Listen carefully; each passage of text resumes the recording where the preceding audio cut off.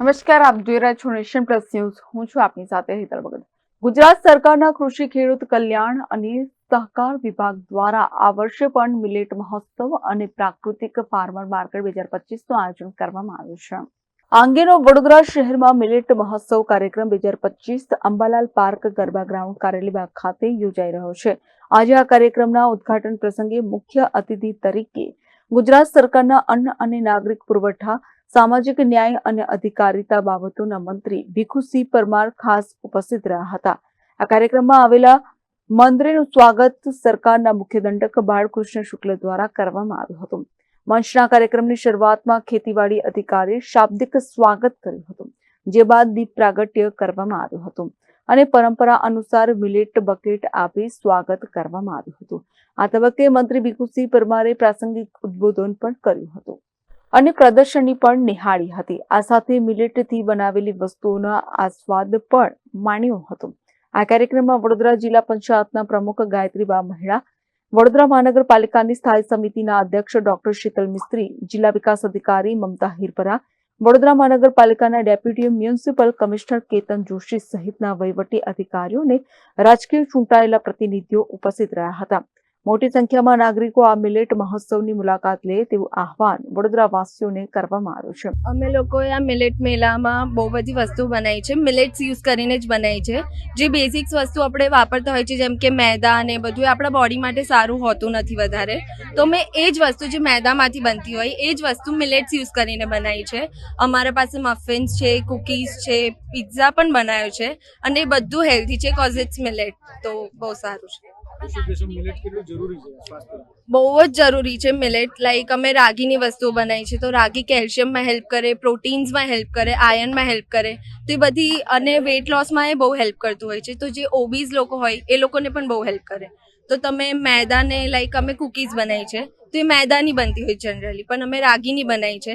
તો એ જે ઓબીઝ લોકો હોય એ લોકોને શુગરની ટેન્શન કર્યા વગર કે ફાઇબર્સની ટેન્શન કર્યા વગર પણ એ લોકો ખાઈ શકે. તો millets are very important in our life. આ કાર્યક્રમના ઉદ્ઘાટન પ્રસંગે મીડિયા માધ્યમો સાથેની વાતચીતમાં મંત્રી ભીખુસિંહ પરમારે દિલ્હીમાં ભારતીય જનતા પાર્ટીની જીત અંગે પણ ખુશી વ્યક્ત કરતા જીત પ્રધાનમંત્રી નરેન્દ્ર મોદીને આભારી છે તેમ જણાવ્યું હતું. આપણા દેશના વડાપ્રધાન શ્રી નરેન્દ્રભાઈ મોદી સાહેબ જે સપનો જુએ છે એ સપનોને તેઓ સાકાર કરે છે. દાખલા તરીકે વાત કરીએ તો જ્યારે જ્યોતિગ્રામ વીજળીની વાત આવી ત્યારે એક સવાલ પેદા થતો હતો કે આપણા મોટા રાજ્યની અંદર આટલા બધા થોબલા, આટલા બધા વાયરો કેવી રીતે આવશે અને ક્યાંથી લાવશું. છતાંય એમનું જે વિઝન હતું તો એ જ્યોતિગ્રામ લાયા અને છેવાડાના, આ રાજ્યના છેવાડાના ઘર સુધી એમને વીજળી પહોંચાડી. એવી રીતે જનધન ખાતા પણ જે બેંકમાં લોકો જતા હતા છતાં ખાતો નહોતા ખોલતા, અધિકારીઓ ઘરે જઈને ઝીરો બેલેન્સથી ખાતો ખોલાયો. એવી જ રીતે જીએસટી, તો જીએસટી જ્યારે લાવ્યા ત્યારે કેટલી બધો હોબાળો થયો વિરોધ પક્ષથી કે ભાઈ આ બધું અર્થતંત્ર ભાગી પડશે. પણ આપણા રાજ્યની જ વાત કરીએ તો ગયા વર્ષનું જે બજેટ 3,32,000 કરોડનું થયું અને આ વર્ષે કદાચ 3.5 લાખ કરોડનું બજેટ થઈ શકે એવી સ્થિતિ.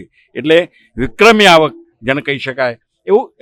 એમ મોદી સાહેબે જે એમની સપનું આવ્યું અથવા તો એમનો જે વિચાર આવ્યો એમણે જે અમલમાં મૂક્યો, એવી રીતે આ જે મિલેટની વાત છે એ મિલેટ 2023ની અંદર મિલેટ વર્ષ તરીકે એમને ઉજવવાનું નક્કી કર્યું અને 2023ની અંદર એમને સમગ્ર દુનિયાની અંદર એક મેસેજ કર્યો કે ભાઈ આ મિલેટ માં તમે જોડાઓ અને આનો અનુભવ તમે કરો. તો 72 જેટલા દેશો આ મિલેટની અંદર, વિશ્વના 72 જેટલા દેશો આમાં જોડાયા. દાખલા તરીકે આજે જ્યારે આ 25 મે 2025ની અંદર 2 દિવસ આ મિલેટ વર્ષ ઉજવવાનું નક્કી થયું છે, ત્યારે આજે આ વડોદરા ખાતે આ કાર્યક્રમ ઉજવાયો.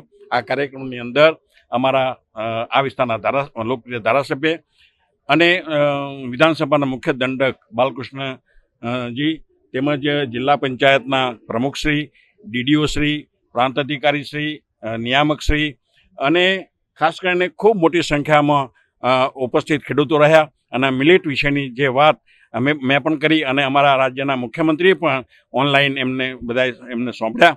એટલે મિલેટ વર્ષ એટલા માટે મોદી સાહેબના વિચાર આવ્યો છે અને મને એમ લાગે છે કે આ એટલું બધું સફળ થશે મિશન કે દાખલા તરીકે રાસાયણિક ખાતર જંતુનાશક દવાઓના કારણે આજે કિડની ફેલ થાય છે, આજે રોગો વધી ગયા છે, ટીબી એમ એવા ભયંકર રોગો જે રાસાયણિક ખાતરો જંતુનાશક દવાઓના કારણે થઈ રહ્યા છે. હવે એમાંથી જો છુટકારો મેળવવો હોય તો આપણે આ મિલેટ ને આપણે અપનાવવું જ પડશે અને આપણે જે જાડા ધાન્ય જે કહેવાય છે, દેશી ધાન્ય જે કહેવાય છે એને અપનાવીશું તો મને એમ લાગે છે કે એમાં આપણને ખૂબ સુખાકારી મળશે. અસ્તુ. ભારત માતા કી જય.